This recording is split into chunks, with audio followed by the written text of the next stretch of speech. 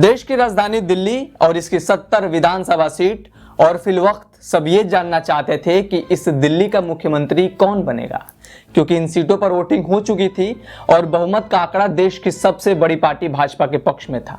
लेकिन अब तक उस पार्टी के आला कमान ने यह साफ नहीं किया था कि आपकी दिल्ली की मुख्यमंत्री की कुर्सी पर आपका कौन नेता बैठेगा।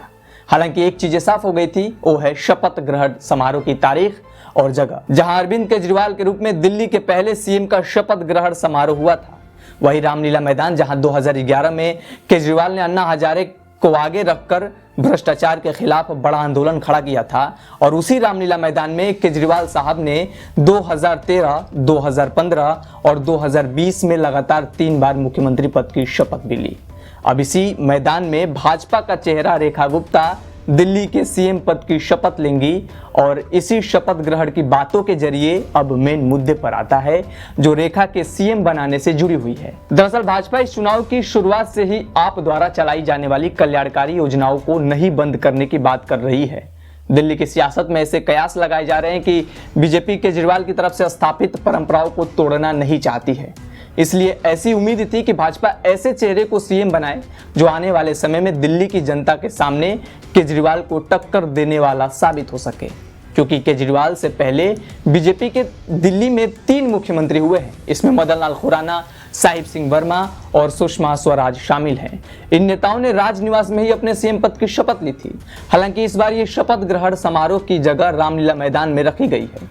इसके अलावा भाजपा जानती है कि केजरीवाल भले ही हारे हैं, लेकिन न तो आम आदमी पार्टी खत्म हुई है और न ही केजरीवाल की राजनीति। आपको भले ही 70 विधानसभा में से 22 सीटें मिली है, लेकिन इन सीटों पर वोटिंग करने वाले लोग निचले तबके के हैं।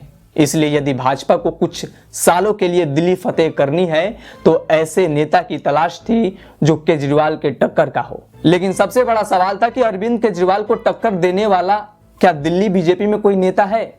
असल में इसके जवाब को लेकर सिर्फ कयास लगाए जा रहे थे, और इन नामों में प्रवेश वर्मा, आशीष सुद और शिखा रॉय के साथ कई नामों पर चर्चा भी तेज थी। कोई कह रहा था कि प्रवेश वर्मा नहीं बल्कि पंजाबी चेहरा सीएम होगा, तो कोई महिला नेता को मुख्यमंत्री बनाने की भी बात कर रहा था, ताकि दिल्ली की सियासत में साइलेंट वोटर्स को साधते हुए उस विपक्षी चेहरे को मात दिया जा सके जो विधानसभा के अंदर दिल्ली के मुद्दे पर जनता के हिस्से का सवाल करेगी। दरअसल हाल ही में हुए विधानसभा में आप के कई दिग्गज हार गए थे।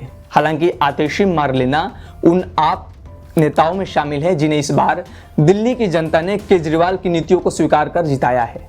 इसलिए विपक्ष की ओर से लगभग तय माना जा रहा कि विधानसभा में नेता प्रतिपक्ष की कुर्सी पर आतिशी विराजमान होंगे। इसलिए ऐसी उम्मीद लगाई जा रही थी कि भाजपा इस बार किसी महिला पर दांव लगा सकती है, क्योंकि दिल्ली की महिला वोटर्स शुरू से ही फीमेल मुख्यमंत्री को पसंद करती आई है। इसका प्रमाण हमें 15 सालों तक देश की राजधानी की सीएम पद संभालने वाली शीला दीक्षित और आतिशी के रूप में भी मिलता है, जिन्होंने इस चुनाव में जीतकर ये साबित कर दिया कि दिल्ली की महिलाएं देश की राजधानी में महिला सीएम के कैंडिडेट को ज्यादा स्वीकार कर रही है। असल में राजनीति अनिश्चितताओं का खेल होता है, जिसमें राजनीतिक पंडित और मीडिया जगत के लोग आंकड़ों को देखकर अपनी राय देते हैं और तमाम तरह के कयास लगाते हैं। इसलिए भाजपा को चौंकाने वाले फैसलों को देखते हुए संभावना जताई जा रही थी कि कोई महिला दिल्ली में इस बार मुख्यमंत्री की कुर्सी पर बैठ सकती है, जिनमें शिखा रॉय के साथ रेखा गुप्ता भी शामिल थी। हालांकि इन नामों को सुन कुछ लोग सोच रहे थे कि बीजेपी में स्मृति ईरानी, बांसुरी स्वराज जैसे दिल्ली के लोकल लीडर भी हैं जो मुख्यमंत्री की रेस में हैं और मुख्यमंत्री बन भी सकते हैं।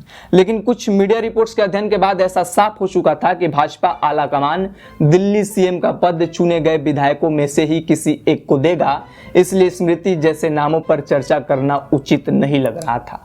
हालांकि सूची में शिखा रॉय और रेखा गुप्ता का भी नाम शामिल था, जिसे दिल्ली की महिला वोटर्स ने जिताया है। अब चलते चलते आपको एक और सबसे बड़ी वजह भी बता देते हैं, जिसको देखते हुए भाजपा ने रेखा गुप्ता को सीएम बनाया है। दरअसल आप इस बार के दिल्ली के चुनाव में भ्रष्टाचार के बारे में खूब सुने होंगे। वही करप्शन जिसको खत्म करने के नाम पर केजरीवाल का उत्थान हुआ, तो उसी भ्रष्टाचार ने उनको पतन तक भी पहुंचा दिया है। इसलिए ऐसी संभावना भी थी कि भाजपा ऐसे नेता को भी इस बार मुख्यमंत्री बना सकती है जिस पर एक भी भ्रष्टाचार के मामले दर्ज नहीं है। इस क्राइटेरिया में रेखा गुप्ता का नाम सबसे पहले आ रहा था, जिनके नामांकन के मुताबिक उनके ऊपर अभी तक एक भी क्रिमिनल केसेस नहीं है और रेखा ओबीसी समुदाय से आती हैं, और सबसे बड़ी बात इनके ऊपर आरएसएस का भी हाथ है, क्योंकि रेखा दिल्ली आरएसएस की सक्रिय सदस्य भी हैं। तो ये कुछ वजह और कुछ सियासी पहलुओं के फैक्टर हैं जिसे बीजेपी ने भांपते हुए रेखा के हाथों में दिल्ली की कमान दे दी है। अब आगे देखना होगा कि दिल्ली की जनता आने वाले समय में रेखा गुप्ता को कहां तक स्वीकार कर पाती है। बहरहाल आप क्या सोचते हैं दिल्ली के इस फैसले को लेकर, रेखा गुप्ता को बतौर सीएम जो नाम ऐलान किया गया है उसको लेकर कमेंट बॉक्स में जरूर बताएं। वीडियो कैसी लगी इस बारे में भी लिखिए।